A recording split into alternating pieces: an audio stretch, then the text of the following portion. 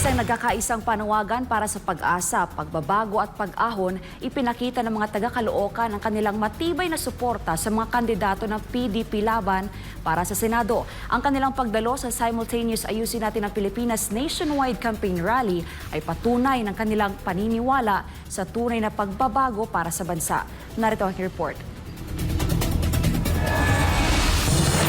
Sa kabila ng mga pagsubok na kinakaharap ng bansa, patuloy ang mga tao sa pagpapakita ng kanilang pagmamahal at pagsuporta kay dating Pangulong Rodrigo Duterte, kay senatorial candidate Pastor Apollo C. Quiboloy at sa iba pang pambato ng PDP laban sa pamamagitan ng kanilang partisipasyon dito sa kampanyang Ayusin Natin ang Pilipinas nationwide campaign rally dito sa Camarin, Caloocan.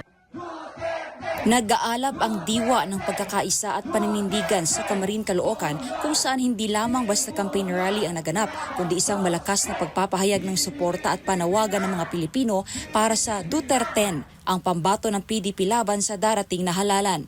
Para sa isang pastor ng simbahan, nananatili ang paghanga nila kay dating Pangulong Duterte, isang lider na anyay hindi sila binigo sa kanyang mga ipinangako, lalo na sa laban kontra iligal na droga, kriminalidad, korupsyon, oligarkiya at pang-aabuso sa kapangyarihan. Bakit ko sinusuportahan si PRRD?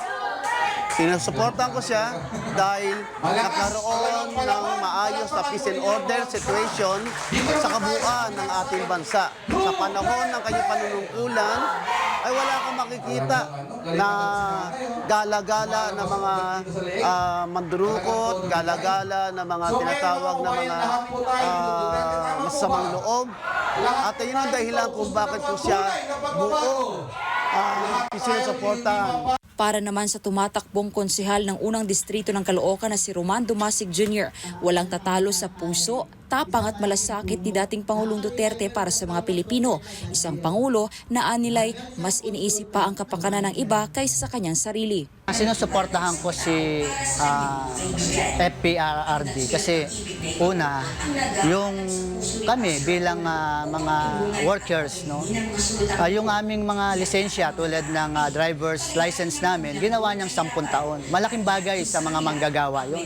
Maging yung mga passport ng ating OFW ay ginawa rin niyang 10 taon. Marami siyang mga pinagawang mga project ng ating bansa katulad ng mga tulay na ngayon ay pinagpapatuloy na lang ng bagong administrasyon na ang naggawa niya na yung ating FPRRD.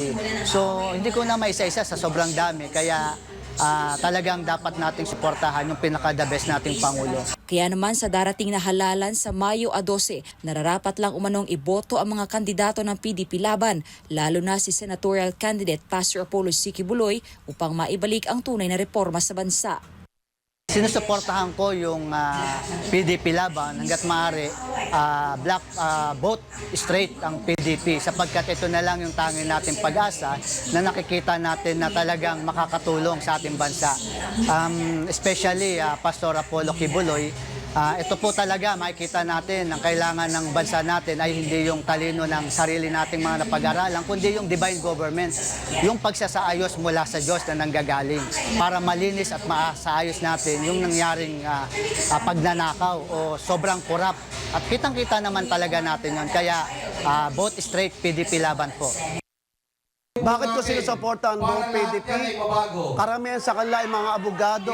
Totoong abogado ang kailangan ng ating bansa, lalo sa pagsasagawa ng batas na mga katulong sa pamayanan sa ating bansa upang mapalawak ang pangangailangan ng mga sambayan ng Pilipino. Bakit ko sinusuportahan si Quiboloy? Hindi usapin kung ano ang relihiyon, hindi rin usapin kung ano ang doktrina.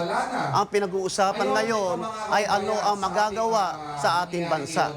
Mas mahigit na mas maganda ay boto yung totoong meron pong pananampalataya, makadiyos, tunay na makadiyos at tunay na makabayan. Sa kabila ng mga pagsubok, hindi magbabago ang kanilang paninindigan para kay senatorial candidate Pastor Apollo C. Quiboloy at iba pang pambato ng PDP senatoriables. At mismo kay dating Pangulong Rodrigo Duterte at sa legasiya ng dating Pangulo, na siyang lider na tunay na minahal at patuloy na minamahal ng mga Pilipino. Para sa Diyos at sa Pilipinas, kumahal Angel Pastor, SMNI News.